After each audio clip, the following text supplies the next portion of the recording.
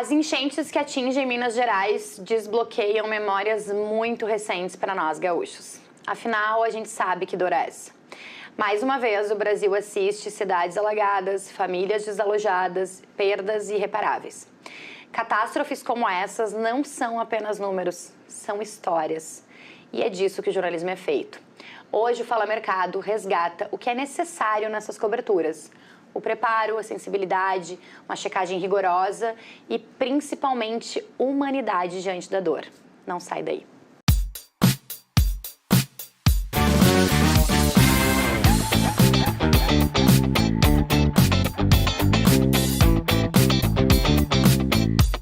Infelizmente, quando a água sobe, sobe também a responsabilidade do jornalismo. Hoje o Fala Mercado vai falar sobre a cobertura de catástrofes climáticas, os bastidores, as decisões editoriais, os limites éticos e também a proporção emocional, né, o impacto emocional que causa em quem está na linha de frente. Quem faz a notícia, né? Para quem está por trás, na verdade, da notícia. Hoje comigo, 2 jornalistas que sabem como é contar essas histórias quando elas ainda estão acontecendo. Então, com vocês, Cristiano Abreu e Eduardo Matos, sejam muito bem-vindos ao Fala Mercado. Muito obrigado pelo convite. Um assunto sempre difícil de tratar, mas importante ainda mais a gente falando sobre o mercado. E o que não te falta é experiência, né, Eduardo? Em catástrofes, Cristiano também aí tem catástrofes ali no olho do furacão. Por falar em furacão, não, trocadilho bem ruim, mas também teve os rescaldos dos furacões, né, que tu acompanhou. Então, hoje, assim, o assunto é denso, é tenso, mas a gente vai tratar, o assunto é sério, mas a gente também pode tratar ele com leveza, que é o que resta, né, desses momentos difíceis. Bom, como vocês não sabem, eu vou contar para vocês que aqui neste programa o protagonismo é do mercado. Portanto, é com vocês, eu tô aqui só para vocês falarem. Preparados? Tudo certo. O jornalista tem que estar sempre preparado, né? Vamos lá, a primeira dúvida que eu queria que vocês esclarecessem para mim e para nossa audiência, assim, quando vocês chegam, né, naquele cenário trágico, né, naquela catástrofe acontecendo, ou que recém aconteceu, qual é a primeira decisão editorial que vocês precisam tomar diante desse cenário?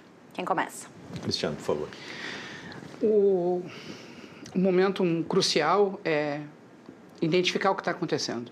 Quando a gente recebe ainda lá na redação a ideia inicial do que está acontecendo, da cobertura, o deslocamento para lá imediato é o primeiro ponto que deve ser colocado, e a partir de chegar lá, a partir de que se visualiza o que se tem, o que está acontecendo, as decisões vão começando a surgir. É aquele momento em que a gente faz o contato de novo com a redação, faz o contato com o editor e informa, olha, aqui é isso. É um reconhecimento do cenário, é isso? Precisa, no caso de algumas coberturas, o esforço realmente é chegar, né? Umas dimensões de tragédias, catástrofes, como nós vivemos, tantos que o Eduardo viveu fora do estado, ou aqui nós vivemos, por último, no Rio Grande do Sul, a dificuldade de chegar, ela já se apresenta, né? Então, as decisões vão ali, é uma rota, é um mapa, é um melhor caminho de chegar, como abordar as pessoas, né, diante do quadro que a gente encontra lá, né? Bom, eu tenho para mim que quando a gente tem esse tipo de cobertura, de tragédias, catástrofes climáticas, a gente tem que primeiro fazer aquela apuração inicial, ainda no caminho, quando a gente é pautado para isso. Muitas vezes a pauta surge de última hora, é uma tragédia que ela já parece que vai acontecer, mas ainda não aconteceu, como foi o caso que eu vou contar daqui a pouco lá de Petrópolis, no Rio de Janeiro, em 2022, que a chuva começou, já se tinham informações de que algumas pessoas já teriam morrido, que o morro teria cedido lá, teria ido abaixo, mas não se tinha tantos dados. Então a gente é informado desse tipo de pauta e começa a ir atrás das informações, ela começa por aí, esse tipo de cobertura.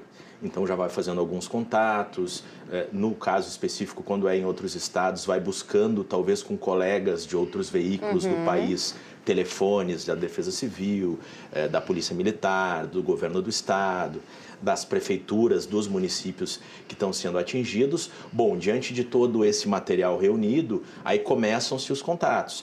Nesse primeiro contato, as informações mais básicas do que está acontecendo, o balanço oficial, até para a gente ter a informação precisa do que realmente está acontecendo, o número de pessoas fora de casa, número de pessoas desalojadas, desabrigadas, vítimas fatais, desaparecidos, com esses dados objetivos. Depois começam-se aquela busca começa para tentar achar o que a gente chama no jornalismo de case, né? Que são as pessoas diretamente afetadas.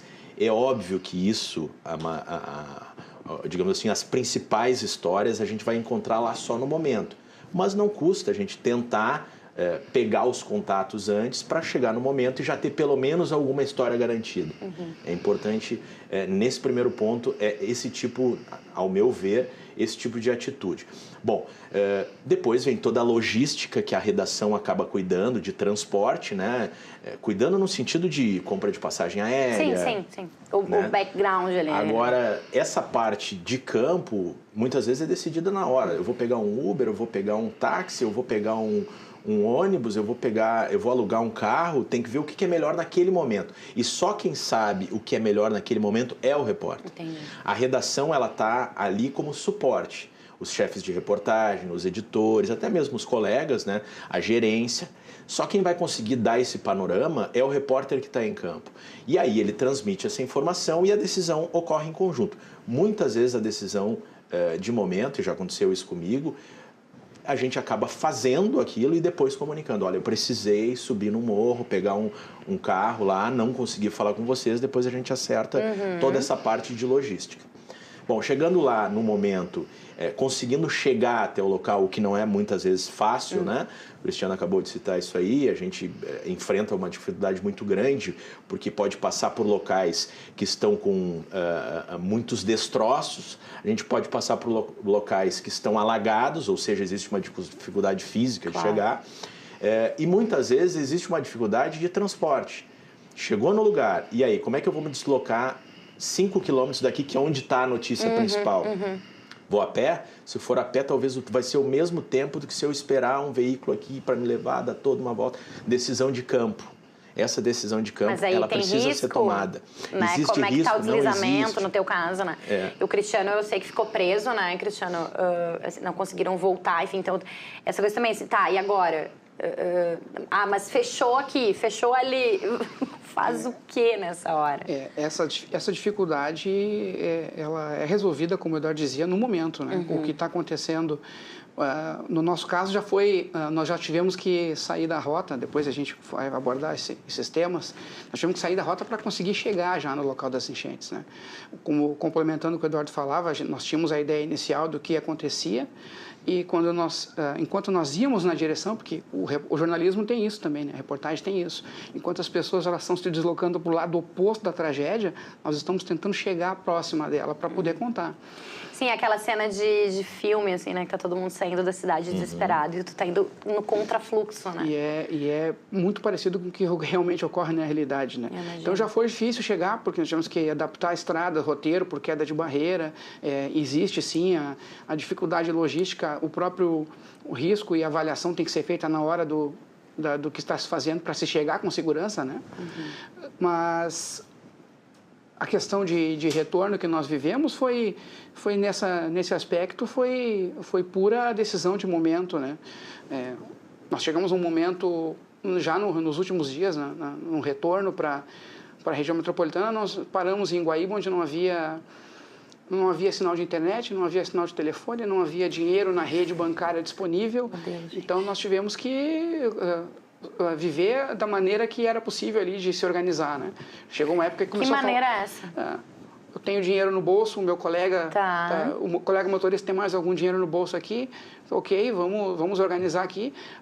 Não tenho como pagar minha alimentação num Pix, que hoje é a coisa mais comum. Claro. Então, tira do bolso aqui, depois se organiza, aí encontra um lugar, às vezes no mais alto já da cidade, para localizar um lugar que aqui tem internet, aí faz contato com a redação, aí vai se reorganizar isso, vai se fazer um envio de dinheiro, mas no momento que tu não tem internet, como tu como é que tu recebe esse dinheiro, né? Então... Desculpa, Cristiano. E tem uma outra questão também que eu acho que é fundamental nesse tipo de cobertura, que vai ser uma cobertura longa, né? A gente chega sem data para ir embora, né? Sim. Pode levar um dia, 2, como pode levar uma semana, né? E a gente, quando chega ao local, baixa um pouquinho a adrenalina, analisa o cenário e vê o que tu precisa naquele momento. Bom, claro, já foi tudo pensado antes, tudo ou parte, né? Bateria, sinal de internet, a logística para o hotel, porque em algum momento tu vai ter que descansar, né? Até para conseguir trabalhar com mais calma. E toda essa parte de logística e de rotina diária. Então, pensa e programa. Não estou dizendo que vai dar certo essa programação, mas é preciso que seja feito isso. É preciso que a gente pense no dinheiro para comprar comida, no cartão, no chip do celular, na bateria que vai faltar, nos cabos que tu precisa, porque não adianta também nos dias atuais, que a notícia é muito rápida, diferente de antes, né? Que eu lembro que em tragédias a gente ia, cobria e quando desse tempo fechava a matéria, mandava para a redação. Hoje não, tem que ser naquele momento. Não pode esperar nem 5 minutos. Né? Sem contar que hoje tu vai cobrir para TV, para rádio, para internet, para impresso, né? É tudo de uma vez só, né? Então todos os formatos também têm que ser pensados. Meu gravador tá ok, a minha câmera de vídeo tá ok, o celular tá bem. Então essa parte toda também é preciso ser pensada no momento de chegar, que foi a tua pergunta, né? Sim. Quando chega, e aí? A gente teve esses tempos, já está no ar, inclusive, para quem quiser conferir. A gente teve uma conversa com o Rodrigo Lopes e o Daniel Scola, né, sobre coberturas internacionais. E eles falam muito próximo a isso, né? Que, assim, a dificuldade de locomoção é o primeiro desafio, né? Tá, mas isso aqui tá fechado, como é que vai? Não, vai por fora. Tá, mas e não tá chegando, enfim... E aí eles disseram assim, que depois que chega é essa sensação, assim, tá, cheguei, agora eu consigo pensar. Mas eu também queria pegar esse gancho eles estavam falando aqui, depois a gente vai falar melhor, O Eduardo Matos esteve em Petrópolis em 2022, nas enchentes, nos desmoronamentos lá no Rio de Janeiro, e o Cristiano esteve nas enchentes do Rio Grande do Sul em 2024. Ambos já tiveram outras experiências também, enchente de Blumenau, né, e os desdobramentos do furacão Katrina. O Matos teve... Eu acho que teve a de 2015 ou 16 aqui, aquela chuva forte em Porto Alegre. 16, janeiro de 16. Em especial, que eu lembro agora de cabeça também, os 10 anos da missão da ONU e os 5 anos do terremoto no Haiti. No Haiti, né? Onde o número de mortos foi astronômico. E sem contar, assim, tragédias em geral, né? Ambos já eram jornalistas na Boate Kiss, enfim, né? Tudo aquilo que a gente viveu. Hoje o foco... da TAM. O acidente da TAM, exatamente. Assim, claro que é muito parecido, né? Mas aqui, hoje, o nosso recorte de tragédias são as climáticas, que a gente está falando de questões muito delicadas que são inerentes a nós, né? Assim, que é isso que a gente estava falando. Tá, e agora, até onde vai o meu limite para a segurança, inclusive, né? Até onde eu posso ir, essa chuva, eu vou comprometer, não vou comprometer, enfim. Mas eu também queria saber um pouco mais de vocês sobre o equilíbrio entre a necessidade de informar e a sensibilidade humana, né? De saber em que momento tu abre o microfone, em que momento tu... Né? O Eduardo tem um relato muito interessante lá de Petrópolis, né? Em que tu disse, não vou gravar, não vou usar isso aqui, e abraça ele, enfim. Tem uma cena clássica também da época da Chapecoense, né? Do acidente da Chapecoense, em que a repórter de TV se emociona e abraça, né, a fonte. Assim, como é que é esse equilíbrio entre a necessidade de informar e essas questões mais humanas, mais sensíveis e mais inerentes a nós, né? Bom, eu acredito que numa cobertura como essa, primeiro existe a necessidade de uma preparação. Vai dar certo essa preparação quando tu chega no local, é isso que a gente vai ver. Mas é preciso que a gente esteja preparado, não só fisicamente, como também mentalmente. O jornalismo profissional, ele precisa de técnica, mas ele também precisa de ética e sensibilidade. Não adianta ter só a técnica. Ele é um excelente jornalista, mas aí quando tem uma pessoa passando por uma dificuldade, chorando, faz a pessoa chorar ainda mais ou atrapalha ela num momento de dor, onde está se abraçando com a família. Então é preciso que tenha esse sentimento, essa sensibilidade no momento de uma entrevista, no momento de uma abordagem. Muitas vezes a gente eu que fui de rádio durante 21 anos, a gente precisa relatar ali na hora. As pessoas, elas falam ou não com você quando você pergunta para ela se ela quer falar. Eu sou muito contrário àquela coisa assim, seu fulano, como é que está a sua casa lá? Não, eu acho que é preciso pedir com licença. Eu sou o fulano de tal, eu vim lá de Porto Alegre, a gente está fazendo reportagem aqui sobre... Se importaria de conversar conosco ao vivo? Eu acho que não custa essa educação, essa gentileza, e ao essa ouvir o não também... Tá tudo certo. Tudo bem, tá vamos para o próximo. Eu sempre digo que nós temos que humanizar a cobertura. Eu tenho para mim um princípio básico que é a questão com velórios. Sim. Eu não vou não vou entrar num velório simplesmente pela glamorização dele ou para externar a dor daquela família. Aquilo para mim tem que fazer um sentido. Então a gente tem que entrar com uma delicadeza. Eu não vou perguntar para uma mãe que perdeu um filho como ela está se sentindo. É óbvio que ela está sentindo ali. Essa pergunta e vai acontecer invariavelmente das pessoas se emocionarem contigo. Claro. Né? Tu tem que dar mais do que tirar uma informação ali. Tu está ali para, obviamente, contar quem é aquela pessoa, o que aconteceu com ela, de onde ela veio, mas também entender a dor dela naquele momento. Muitas vezes, e estava a questão do abraço, eu estava nesse episódio de Santa Maria, fazendo a cobertura dos primeiros dias da enchente, e num velório o pai me abraçou. Então, tu vai acolher, é óbvio. Claro. Sim. Se tu não vai dizer, não posso, eu sou jornalista, não posso lhe abraçar. Não tem como. E o que eu defendo também, nesse momento aí de dor, de dificuldade, é que a gente faça esse tipo de trabalho, mas não querendo uma espetacularização. Exato. Que faça esse trabalho realmente para colher informação, para ouvir os depoimentos e até para servir como um canal de desabafo. Porque as famílias, por vezes, elas querem falar. Elas querem manifestar a sua dor, por vezes querem. E a gente está ali também para ouvir e para entender esse momento dela. Eu, com o passar do tempo, isso foi acontecendo comigo ao longo das coberturas, estava conversando com o Cristiano aqui fora do ar, antes da gente começar a falar, que a gente vai ficando um pouco calejado, né? O coraçãozinho vai ficando um pouco calejado, a gente vai começando a acostumar com esse tipo de coisa. Então, no ar, eu sempre tentei, agora que saí de redação e estou em outra área do jornalismo, sempre tentei passar uma sobriedade no ar, no momento de relatar fatos. Eu sempre tentei ser, né, muito sóbrio no seguinte sentido: é preciso passar emoção, é importante que não se exagere nessa emoção. E eu acho que o repórter, eu vi que tu falou isso, né? Tocou nesse ponto aí do repórter lá do Sport TV, que acabou se emocionando.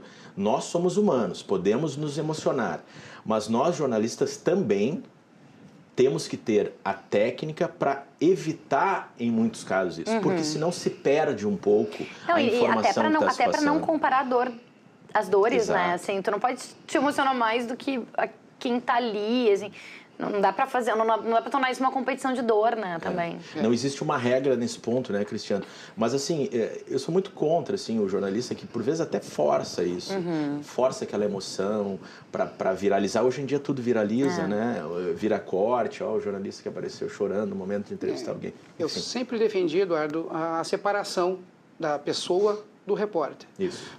Todos nós ali, em alguma cobertura, ou viveu situação parecida, ou no caso aqui em Porto Alegre, no Rio Grande do Sul, tínhamos algum parente, algum amigo, tínhamos conhecimento de alguma pessoa que estava passando dificuldade na enchente do lado onde estava, e nós fazendo a cobertura lá, vivendo a situação das pessoas que são iguais.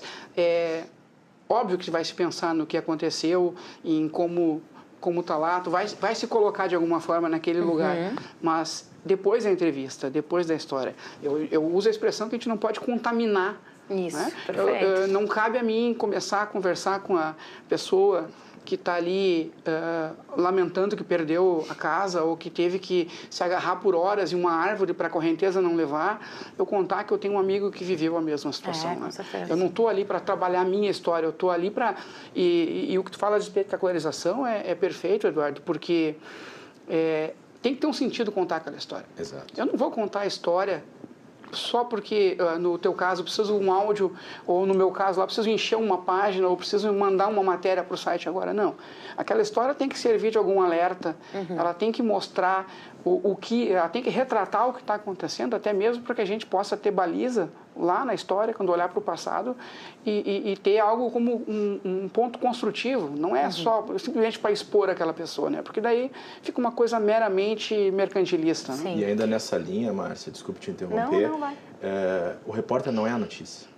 Então não é ele que tem que aparecer chorando. Exato. Pode acontecer? Pode, mas é a exceção. Eu quero só fazer uma correção aqui que eu falei ao hábito, né? Eu falei de furacão Katrina, né? Na verdade, furacão Catarina. Eu queria só, porque a gente falou do seu Adalto, né? Assim, e a gente está falando dessas delicadezas. Só contextualiza a nossa audiência ali do que foi, porque eu sei da história, tu contou para nós, inclusive do Coletiva.net na época. Mas só para o pessoal entender que a gente está falando como se fosse uma coisa meio óbvia. Aqui. Sim. Eu estava nessa cobertura em Petrópolis, no Rio de Janeiro, onde em 2022 241 pessoas morreram com o desabamento de uma encosta de morro.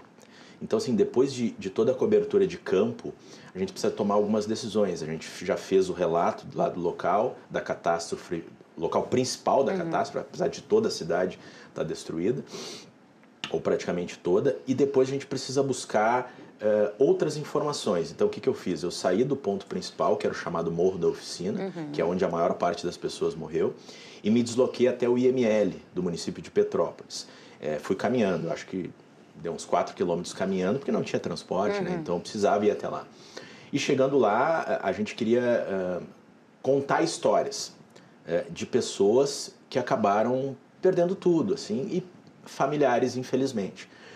E eu fiquei lá na frente do IML e sempre ao vivo, e passando informações, e fazendo vídeos, aquela coisa do repórter multimídia. E eu encontrei o seu Adalto lá. Era um senhor que estava ali na frente, chorava muito, estava encostado no muro, sozinho, e em determinado momento eu me aproximei dele e perguntei se ele se importaria de falar. Me identifiquei primeiro, né? Eu não lembro agora se eu já estava ouvindo quando eu já estava ao vivo quando fiz essa abordagem inicial, ou se eu primeiro fiz a abordagem e depois coloquei ele ao vivo. Bom, mas enfim, ele topou, ele queria falar. Ele queria falar. O seu Adalto simplesmente perdeu a esposa, a filha e o filho. Ele contou naquele momento... Sobrou só ele. Sobrou só ele na casa. E ele contou naquele momento que ele tentou agarrar os 3 pelo braço dentro de casa, mas houve o morro desceu e acabou levando os familiares dele. E ele sempre tinha a expectativa de que, não, apesar de ter levado, vai acontecer. E eu estou entrevistando ele no ar, ao vivo, era de tarde, né, um dia de semana, na programação da Rádio Gaúcha, que é onde eu trabalhava. E aí daqui a pouco ele é chamado e começa a chorar mais, e eu deixo no tempo dele. Seu Adalto, obrigado pela gentileza, boa sorte para o senhor, que Deus conforte a sua família, não me lembro exatamente as palavras que eu usei. E aí a gente vai seguir por aqui, tá bem? Ele, não, espera um pouquinho, eu quero continuar falando. Eu deixei para ele essa decisão. Não cabe a mim decidir num momento de dor. A dor não era minha, né? E nesse momento também bate a emoção nossa. Que é aí que eu falo que é preciso a técnica, mas é também preciso saber a sensibilidade e a ética nesse momento. Então ele falou assim, e eu esperei ele. Ele ficou lá falando com alguém do IML, chorando sem parar, tinham dado a informação que realmente tinham falecido, e ele voltou e continuou falando. E eu deixei o tempo dele, o tempo que ele quis. A programação estava acontecendo, eu estava ao vivo, a redação teve a sensibilidade, o apresentador que estava no ar deixou eu falar. Eu nem sei se estourou o programa ou não, mas não importava naquele momento.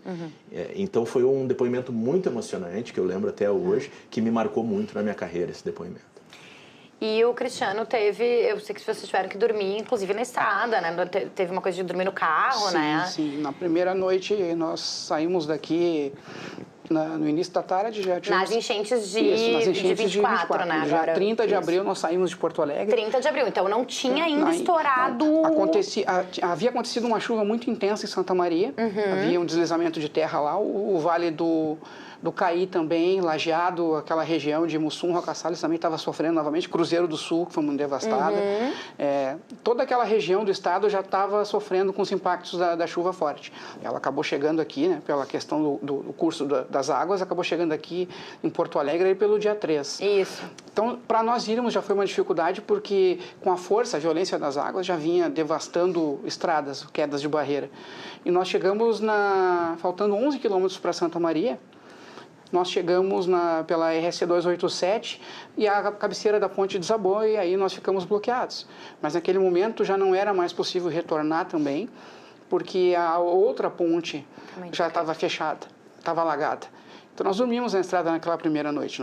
Essa foi uma noite muito intensa, com muitos raios, muita chuva, a água subindo também, nós estávamos próximo a água e a dificuldade de conseguir descansar de fato, porque claro, e se a água né? chega e nos arrasta, né? Claro. Eu já teria esse medo por muito menos, né? eu já ia ficar em pânico de levar o carro onde eu tô, enfim. Foram momentos delicados nesse ponto. O que é importante dizer é que a gente não se pode perder essa sensibilidade também, né? Acho que volta novamente a questão de observar o que está acontecendo, de ter a sensibilidade de tomar a decisão certa na hora certa. Nós temos vários desvios, chegamos e várias vezes erramos, né, Cristian? Com certeza. Acontece. Acontece. Porque exige improviso, exige adaptação, não há roteiro, né? O Eduardo sabe muito bem que chega lá. E a questão nós ficamos ilhados na ida e na volta, né? Nós tínhamos que fazer alguns desvios rodoviários para sair de Santa Maria também em direção a Porto Alegre de novo. Tínhamos que ir a Bagé para depois ir a São Lourenço, para chegar em Guaíba, onde nós ficamos novamente, porque... Quanto tempo vocês levaram, assim, desse do dia 30 de abril? Em que momento vocês conseguem chegar em Porto Alegre? Nós saímos dia 30 de abril, chegamos em Santa Maria apenas no dia 1º, ficamos lá até o dia 2, perdão. E nós rodamos um dia inteiro e chegamos na noite do dia 2 em Guaíba, onde nós ficamos até o dia 10. Meu Deus. Nós fomos resgatados de helicóptero de lá, porque não havia ligação rodoviária, né? A BR-290 estava completamente... Bom, Eldorado teve 98% da sua área atingida, né? Alagada. Sim. E nós tivemos que tomar a decisão de deixar carro, de discutir como nós faríamos, né?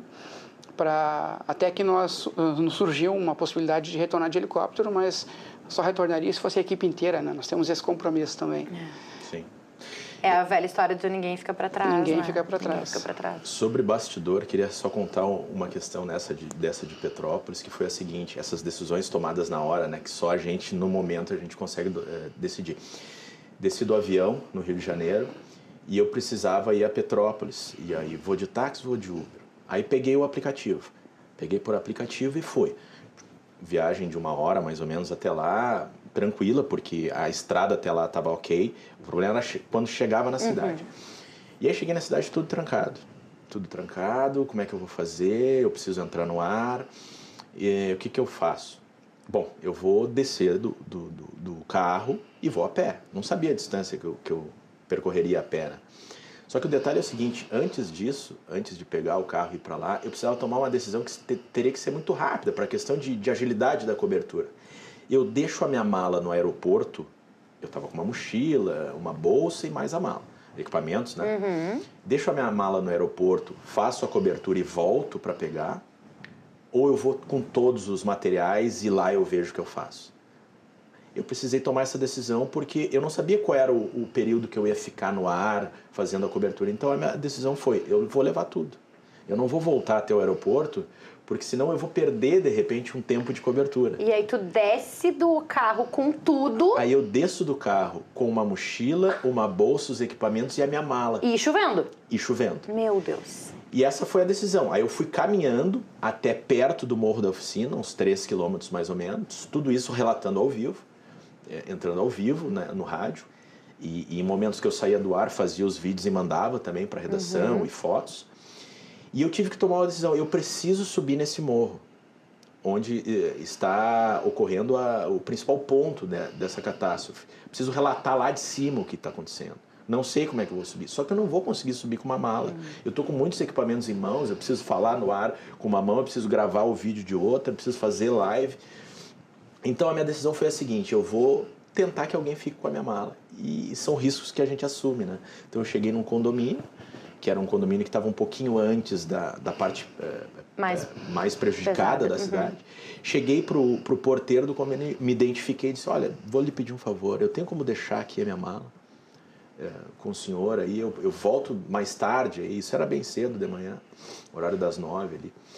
E ele falou assim, olha, o senhor até pode, só que eu fico aqui só até às 5, aí eu não sei o que vai acontecer. E eu arrisquei, né? Eu deixei lá a mala, fiz toda a cobertura, né? E aí voltei, só que quando eu voltei já era 8 da noite. E aí eu vou ter a minha mala ou não vou ter a minha mala? Né? Eu vou ter o que vestir nos próximos dias? E aí a minha mala tava, enfim, o porteiro não estava mais ali, ninguém achava a mala, eu perguntei, a síndica tá aí e tal, a síndica se identificou, eu pedi para, sim, sua mala tá lá, o seu fulano deixou ali com a gente, falou que alguém pegaria.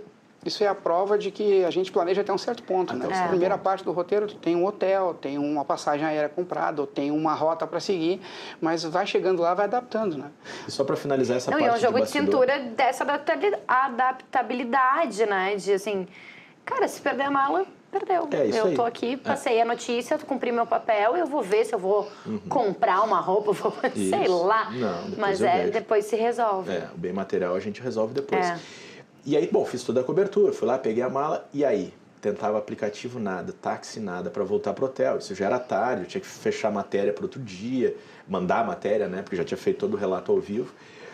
E aí tomei a decisão, eu vou a pé, eram 5 quilômetros, com chuva, cidade alagada. A minha mala, eu lembro direitinho, assim, mochila nas costas, equipamentos para proteger, uma capa de chuva, que eu já peguei, também a bota, que eu pedi para um amigo lá em Porto Alegre, levei ela para poder usar.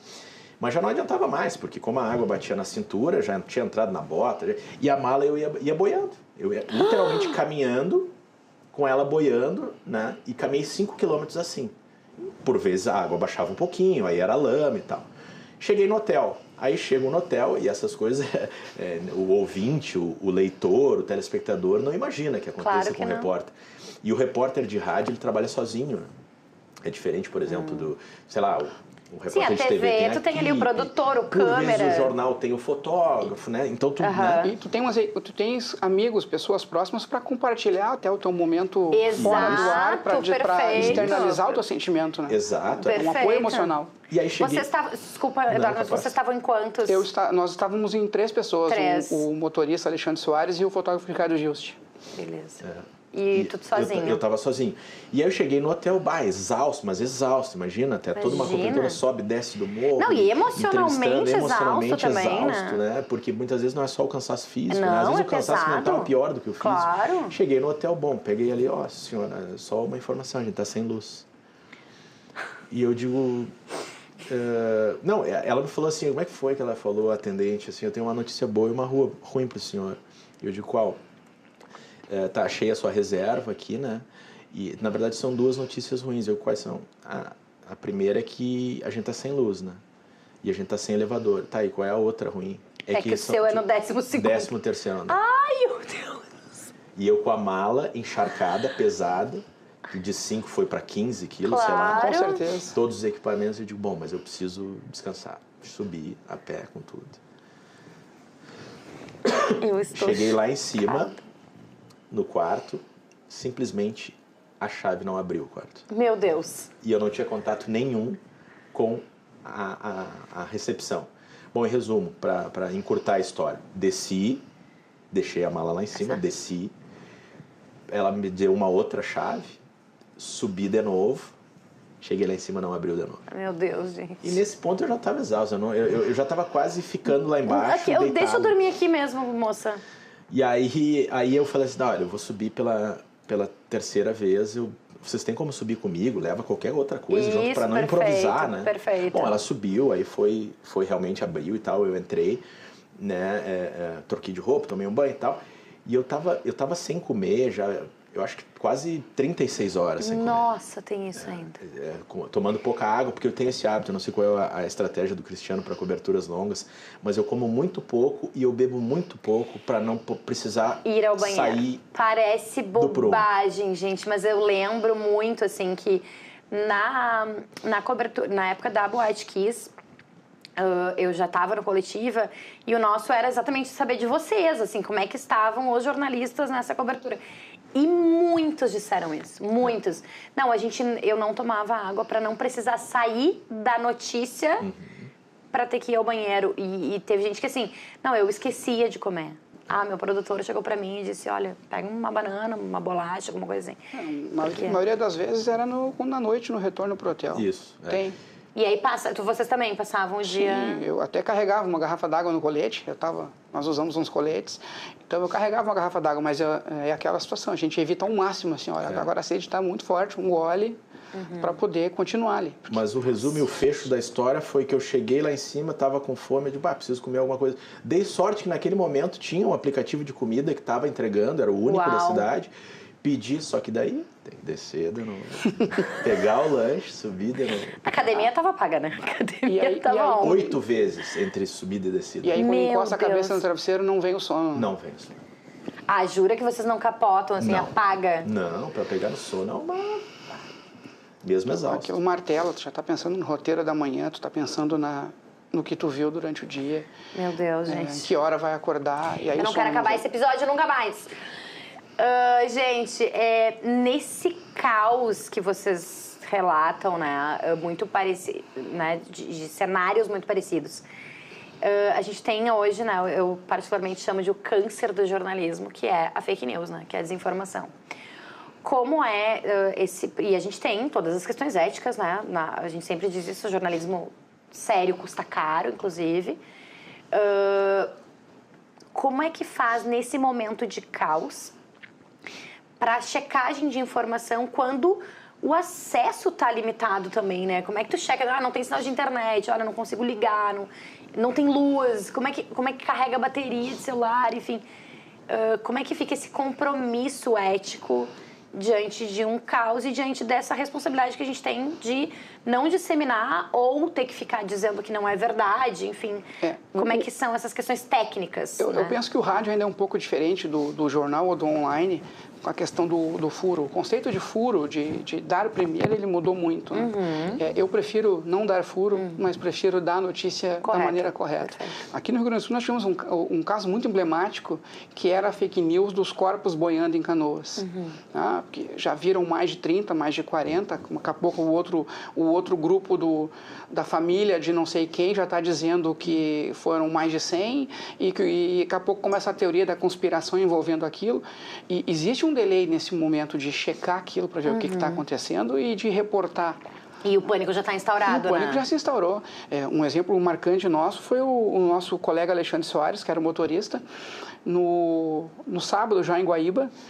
Ele havia perdido contato com a família, que já estava sem telefone celular em Canoas, uma das áreas atingidas. Eles estavam no 3º ou no 4º andar do prédio. E aí todo aquele trabalho emocional de convencê-lo que a família estava em segurança, apesar de estar sem luz, sem água e a bateria do telefone. Eles estão lá, eles não vão sair de lá. Só vão sair de lá se a Defesa Civil tirá-los de lá. E ele acorda gritando numa noite, porque a vizinha do grupo, do condomínio, dizia que o prédio onde a esposa dele, a família dele estava desabando. Meu Deus. Sabe? Isso é um exemplo do mal que faz uma notícia falsa, claro. Né? Do mal do perigo que pode ocorrer quando um jornalista não tem a responsabilidade de dar aquela informação da maneira correta, de olhar para ela e ver, primeiro, ela é verdadeira, segundo, eu preciso dar essa informação, por que eu estou dando essa informação? Ela vai beneficiar alguém, ela vai ajudar alguém a não cair em alguma situação de perigo, porque eu estou colocando ali. Eu acho que tudo é questão do sentido na hora de fazer. Como se checa? Não tenho internet, eu não tenho disponibilidade aqui. Se espera até se encontrar um momento para confirmar. Vai atrás de um outro lugar, se desloca dali, se procura confirmar, tenta fazer uma ligação telefônica, tenta pedir algum apoio de algum colega, se for o caso. Vai atrás das tuas fontes oficiais. Isso que acho que fica muito importante nós dizemos. Credibilidade, as informações por esse cuidado que nós temos na hora de apurar uma notícia, é o que nós pedimos que as pessoas se balizem dos veículos de informação oficiais, com a responsabilidade, sabendo que o que está ali de fato é verdade, de fato aconteceu. Eu tenho para mim que ou eu vejo, ou eu checo com as fontes oficiais, ou eu tenho uma fonte muito boa que realmente eu confie de anos, né? Que não é o caso em coberturas de tragédias, porque a gente tem poucas fontes no local que a gente chega. Está conhecendo as fontes quando chega. A gente está conhecendo as fontes quando chega. Ou a gente espera o momento certo, que nem o Cristiano disse, para dar a informação e checar. Hoje em dia, diferente um pouco de quando ocorria antigamente, ou alguns anos atrás, hoje em dia também é a nossa tarefa desmentir algumas questões. Perfeito. Antes não, né? Simplesmente quando era mentira a gente não falava sobre o assunto. Não sei se vocês lembram disso. Claro. Né? Hoje não. Não vamos dar ibope, não Exato. vamos... Hoje é importante. A informação já circulou, então nós temos que dizer que ela não é verdadeira. Exato. Então é importante que também, depois de toda essa checagem, a gente chegue e diga, olha, um exemplo desse de Canoas, lá em Canoas, esse boato que está ocorrendo é mentira, isso não aconteceu, as autoridades estão cientes dessa fake news. Essa é uma tarefa do jornalista hoje, que não era antes, né? Mas infelizmente a gente tem mais essa tarefa ainda. Meninos, o que muda quando a água baixa, né? No caso da enchente, quando a água baixa, no caso de Petrópolis, quando a chuva dá uma trégua, quando as coisas... O que muda? Acho que, na verdade, a pergunta ela é duas em uma, né? O que muda jornalisticamente? Porque a gente precisa continuar acompanhando, né? Tem os desdobramentos, a gente sempre tem desdobramentos quando a gente está falando de catástrofe climática. Mas o que muda em vocês também, né? O que muda enquanto ser humano? Eu ouvi... Eu vou voltar na Boate Kiss de novo. Não foi catástrofe climática, mas foi uma tragédia. E eu ouvi muitos jornalistas na época, eu ouvi muitos depoimentos, e muitos dizendo, eu não sou a mesma pessoa. Eu volto um ser humano diferente. Eu ouvi muito isso nessa época. Isso muda na vida de vocês, essa experiência tão próxima com essa dor? Muda? E, jornalisticamente falando, o que editorialmente muda quando a coisa ameniza? Eu penso... Posso? Claro, por favor. Eu penso que coberturas de tragédias, elas têm dois momentos, né? Elas humanizam e elas ensinam, ou pelo menos deveriam ensinar. Deveriam ensinar. Né? Tanto sociedade quanto o próprio jornalista que está ali. E eu digo que a cobertura, quando ela não se encerra no factual, né? Na verdade, ela começa a partir dali. Porque eu simplesmente relatar um desmoronamento de uma casa que estava numa ocupação irregular, é a ponta, é só o desfecho, é o fim de algo maior. Há quantos anos aquela casa estava ali, por que aquela casa estava ali, por que nós aceitamos isso enquanto sociedade, o que podemos fazer no futuro para que isso não aconteça. Então, o papel de jornalista vai muito além da cobertura, muito além de pisar lá no barro. Mais do que colocar a própria vida ali naquela situação em risco, é trazer um legado. As pessoas vão aprender, é outra história, eu repito, né? Mas nós precisamos deixar algo concreto. O que muda na pessoa jornalista? Eu jamais vou esquecer. Até hoje eu acordo à noite ainda lembrando de algumas coisas do nada. Mesmo que Chega a ter trauma de chuva? Assim, Trauma não, mas a minha relação com a água ela mudou. Imagina. Minha relação com a água ela mudou. Com certeza há um respeito maior. Eu sempre fui ligado a questões ambientais, a trabalhar pautas nesta área e sempre vi o meio ambiente como algo que é essencial, mas da maneira como nós estamos levando, ele é perigoso. Então, a água mudou a minha relação. Eu tenho mais respeito por ela hoje. E tento nas minhas coberturas, quando trato de catástrofes climáticas, justamente mostrar isso. Olha, não adianta nós remoermos as feridas, lamentarmos as perdas e não cobrarmos que nada aconteça, porque daqui a 10 anos vai acontecer de novo. Eu tenho para mim que numa cobertura, após essa parte principal, que é a parte mais doída da cobertura, que é onde se ouve os relatos das pessoas, se conta histórias de vítimas fatais, a gente precisa, logo depois, começar a contar a reconstrução de aquilo tudo. E a reconstrução ela é tão importante quanto aquela parte lá. Por quê? Porque ela vai dar uma vida de volta para aquelas pessoas que sobreviveram. Né? um respiro, cobrar das autoridades o que tem que ser cobrado. Claro que tudo isso depois do relato, tu perguntavas a parte jornalística, né? Eu acho que é importante contar a reconstrução e logo depois ou simultaneamente cobrar de quem tem que ser cobrado. Porque as autoridades precisam ser responsabilizadas também sobre isso. Falava que a sociedade, por vezes, é permissiva, né, para esse tipo de situação, porque lá em Petrópolis, no Rio de Janeiro, por exemplo, as famílias que moravam no Morro da Oficina, que acabou vindo abaixo, eram moradias irregulares. Mas a culpa não é delas. Elas não são as culpadas, elas são as vítimas da sociedade. O poder público que deveria olhar para aquelas famílias e, de repente, numa questão social, colocar em outro lugar, não o fez. E aí, quando acontece, anunciam, vamos fazer um projeto. Só que o projeto acaba não indo para frente. E as pessoas, acontece isso, a casa é destruída e elas voltam para o mesmo lugar. Então, assim, é preciso a cobrança, é preciso o relato da reconstrução. A fiscalização. A fiscalização. E nós, quando saímos de uma cobertura como essa, a gente sai certamente mais forte e com aprendizado para a vida.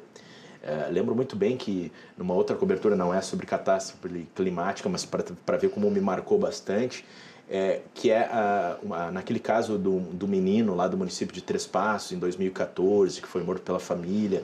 Era um caso tão doído, assim, que o caso Bernardo, que ele me fez uma pessoa mais forte no momento de coberturas. Meu filho tinha a mesma idade do menino na época, então a gente começava a pensar horrores que aquela família fazia com ele. Isso acaba calejando a gente para outras coberturas. E numa situação como essa de tragédia, a gente, claro que nós jornalistas gostamos de arriscar, né, quando está em campo, mas o tempo e as coberturas, a prática, me fizeram uma avaliação melhor de campo. Eu consigo hoje ter uma noção do que é possível fazer, até onde eu posso arriscar e o que eu não devo fazer. Eu nunca tive experiências que deram errado, mas poderiam ter dado. E hoje eu vejo que aquela experiência que eu fiz eu não faria de novo. Vou dar um exemplo muito rápido, assim, enchente lá por 2009, 2007, em Estância Velha. Eu era tinha o quê? 5 anos de jornalismo, queria fazer e acontecer, né? A água estava no meu pescoço e eu nadava pelas ruas.